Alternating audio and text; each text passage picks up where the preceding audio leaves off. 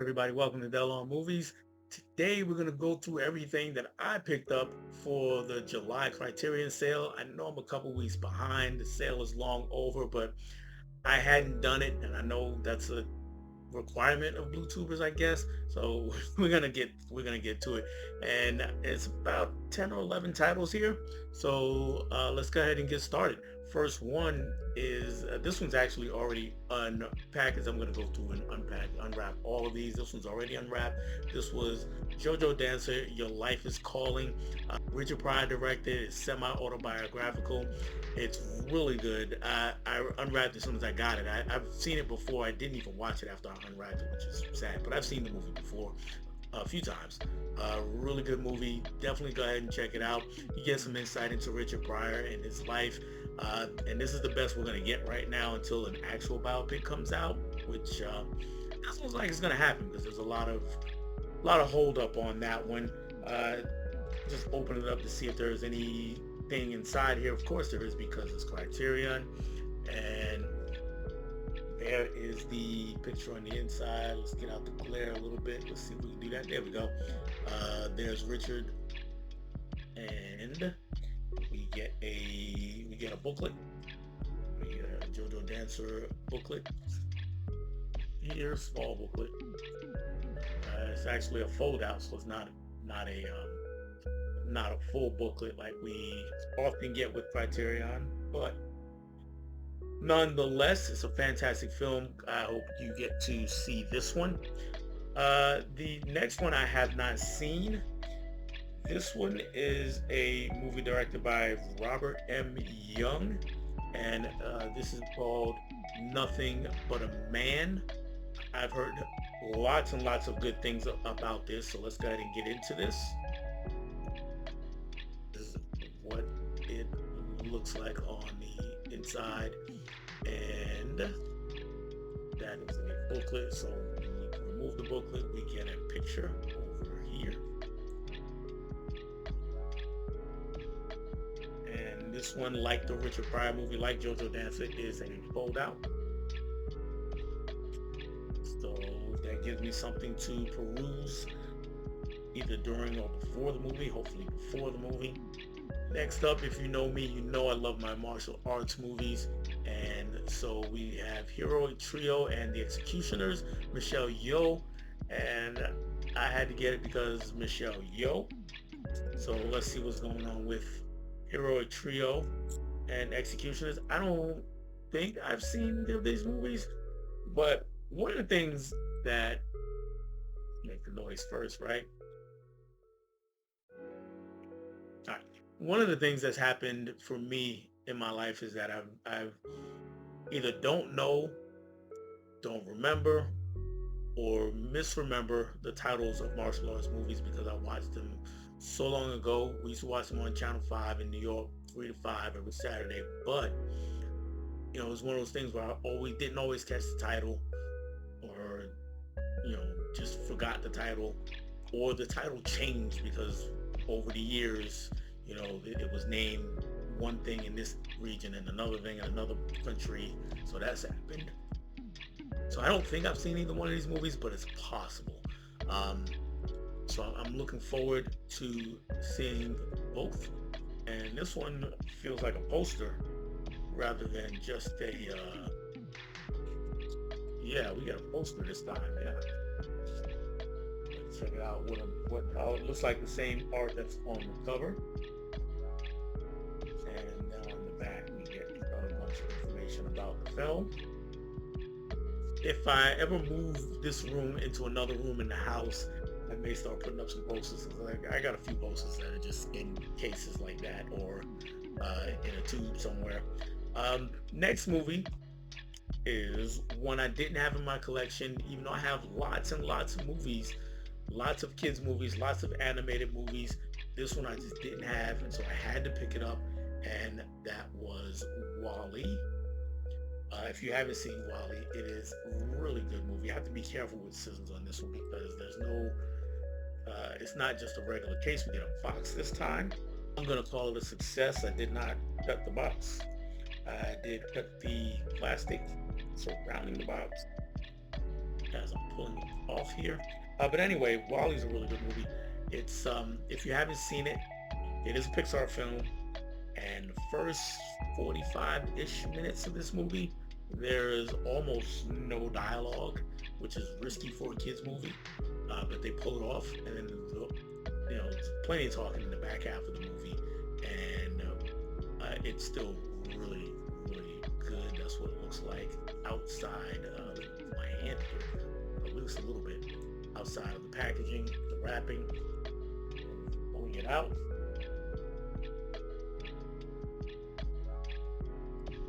We get a pretty thick booklet this time. And looks like that. On the inside, here's the case. I think I'm gonna have to take some of these discs out to see what's happening on this one. I'm pretty sure it's a little bit more. We kind of get the barren landscape of the movie. So yeah, anybody who hasn't seen Wally, yeah, definitely check it out. Yes, it's a kids movie, but it is a fantastic kids movie.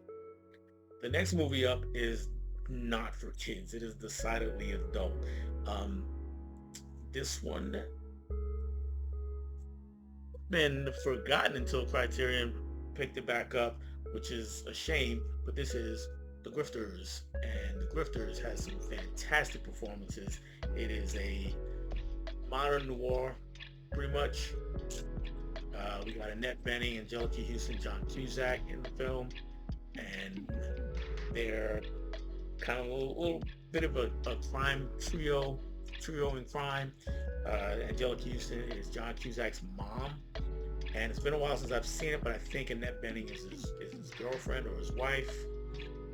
So now that I'm reopening it, I definitely have to give it a watch. And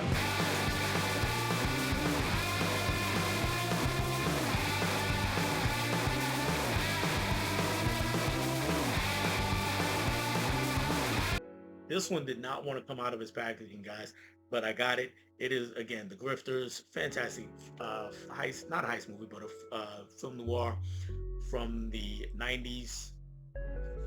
And there you see our three principal actors. And this is the booklet. Let's take the booklet out of there. So that is a booklet, and it looks like we got do we have another poster here? No, just another fold out. Lots and lots of Criterion information there.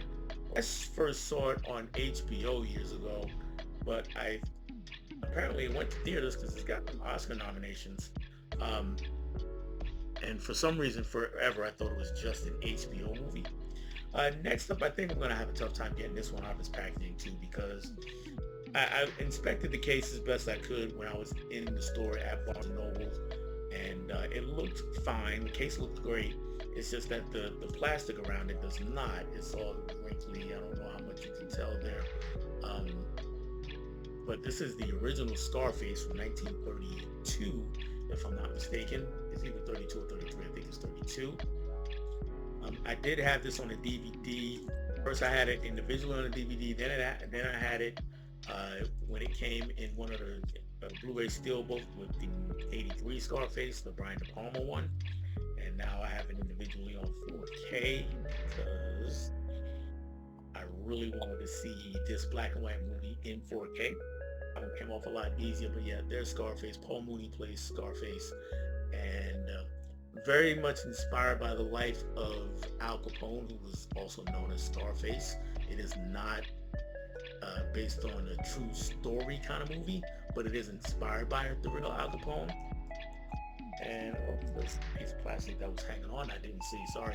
But anyway, got it, and there it is. I keep putting this thing on the wrong side, sorry guys. But there it is. And it looks like another fold out for this one. This is fine. Not much going on the inside. We have another fold out. Very cool. Let me know, guys, in the comments, are you one who actually reads all these inserts? Depends on the movie for me. I generally don't, because I watch the movie and I'm I'm not worried about what's on the insert, and then once I put the movie back on the shelf, I don't think about it. Every once in a while I do. Yeah, let me know how you guys feel about those inserts. So for me, it's not necessarily that I have to have a Criterion for any of those reasons, because they do all the inserts and all that. It's because these are great movies that I would just want in the collection, and that's the best way to get them. And this movie is Mudbound, and this is one of the rare occasions where I'm just highly disappointed in the artwork that they went with on the cover for this movie. At first time I looked at it, I didn't even realize that that was the cover. I thought this was the back. Um, the back is a lot more writing, but yeah, I thought they could have done something a lot better, definitely a lot more prominent with that. But the movie is fantastic. It's an excellent movie. Dee Reese is the director. It's a Netflix film, and it had like a very brief theatrical release because they were pushing it for Oscar that year. It did get some nominations, including for Mary J. Blige as Best Supporting Actress. She did not win. Honestly, for my money, Carey Mulligan gives the standout performance in this movie, but all of the acting is really good. And you may have seen a pain look on my face. I was kind of struggling to get through this one. Usually, the packaging, the plastic bag wrapping on the Criterions in years past anyway, I mean, just kind of slides right off once you get a hole in it somewhere. This year is finding it a little more difficult. I'm not sure what's going on with that. There it is. Outside of the packaging, Mudbound. And on the inside, we got that same kind of just blah horror going on. I do appreciate the disc. Oh, really, I was gonna say it looks like a record, but it doesn't really. It's just black. Uh, we do get a full booklet for this one, though. We do actually get a full booklet. So I will.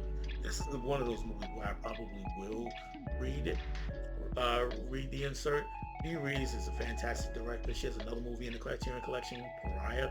Check that out if you haven't seen that one.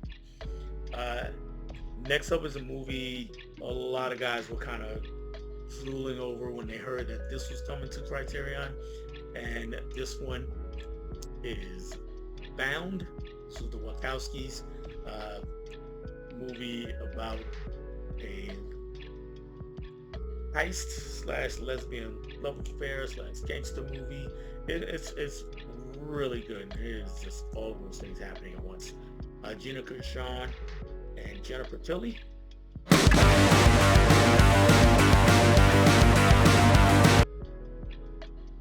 It is finally out of his packaging. Gina Gershon and Jennifer Tilly, and Joey Pants, I believe. If I'm not, yep, Joey Pantoliano. Did I say it? Pantoliano. Joey Pants. But anyway, it's an excellent film. I have seen this one. I just have not seen this one in about, oh man, I want to say 20 years it's been since I've seen Bound. So it was definitely time for a rewatch. I mentioned there was another black and white 4K coming up, and this is that black and white 4K, the Roaring Twenties. I had this on DVD, got rid of it because I knew I was getting ready to buy this. This is James Cagney, one of his gangster movies, and this one, you can't really tell behind this label here, but once I cut it open, you'll see that his co-star is Humphrey Bogart. And in this movie, these two guys they've come home from World War One, because we're talking about a movie that was filmed in the 30s. Well, they're home from the war, World War One, and same thing that we got with Vietnam, especially with Vietnam. We didn't get it so much with World War II, but what I mean is we got films about soldiers who came home and things weren't going as planned, so they had to do something else. Right? We got a lot of those movies with Vietnam. We got First Blood, we got Dead Presidents, we got Born on the 4th of July. We got all these kinds of movies. Again, this one is about World War One. I'm making lots of noise, so that's sound effects here. But anyway, The Roaring Twenties, and yes, that's Humphrey Bogart is his buddy, and turns into a gangster movie. Really good stuff. I like this one's another fold out, but I really like that shot. That is right there. Nothing going on the inside. It's blank, and yeah, as I said, another fold out. This one feels a little lighter than the others, um, so I may give this a read too because it's not that much there. Excellent, excellent film. The last one is a movie by Gordon Parks. I have not seen this movie. This is the one I'm most excited for because it's Gordon Parks, and he's most known for directing Shaft. He's an amazing photographer, legendary photographer, and an amazing cinematographer in the world of movies, and he's directed a few, and this was the first, if I'm not mistaken, The Learning Tree. And yeah, so this is the one that I'm actually looking forward to the most of the ones that I have not seen, even though I'm looking forward to them all, but there's only a few that I haven't seen. There it is out of its packaging. It may be a little tough to see that orange print on the camera in that white area, but that is what it says. Yes, a film by Gordon Parks. Again, the most anticipated, my most anticipated anyway. And ooh, we got a thick booklet in here, and looks like we got some shots of up in the learning tree, the leaves going on. And yeah, like I said, with the others, we got a thick booklet this time. And here's the cover of said booklet. And yeah, we got a whole lot happening here. And there's text on these pages. Most of these pages, not just pictures.